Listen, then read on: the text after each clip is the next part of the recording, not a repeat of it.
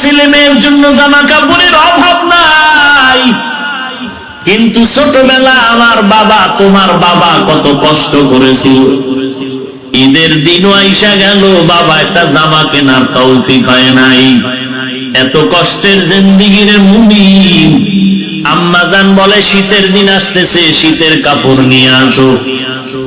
বাবা আম্মাজানকে জানাইতে পারে নাই যে কি দিয়ে আনবো, টাকা নাই তাও বলে নাই, একা একা চিন্তায় পড়ে গেল শীতের কাপড় কেমনে আনি।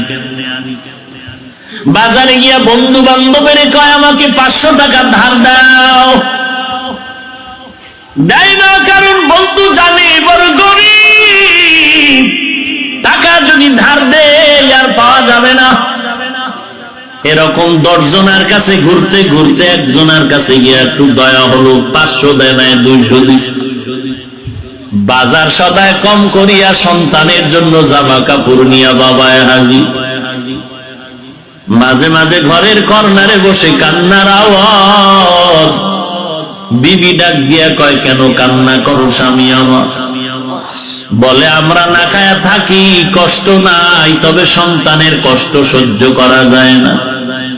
আজকে ওই মা বাবার কষ্টের কামাই পাইয়া যারা আজকে মাস্তানি করো, মা বাবারে ভুলিয়া গেছে, আল্লাহর কাছে তওবা করে নাও।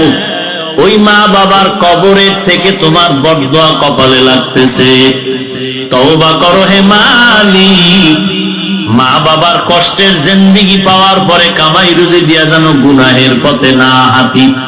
আল্লাহ তুমি তাদের এই কষ্টের জিন্দেগি আমাকে নেকের আমলে কাজে লাগাবার তৌফিক দাও। এই ময়দানে এমন আল্লাহর বান্দা আছো, অনেকের মা নাই, অনেকের বাবা নাই, ইয়েতিমের মতো এখানে বসে বয়ান শুনতেছো। মোনাজাতের পরে সবাই যার যার ঘরে চলে যাবে, কেউ গিয়ে দেখবে অনেকের মা দরওয়াজার কিনারায় বসে অপেক্ষা করে, সন্তান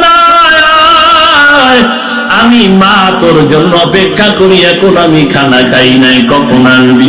আর একদল বান্দা দরজা গিয়া ধাক্কা দিতেছে, কেউ দরজা খুলে না, কারণ মাও নাই, দরজা খোলার মতো আর কেউ নাই।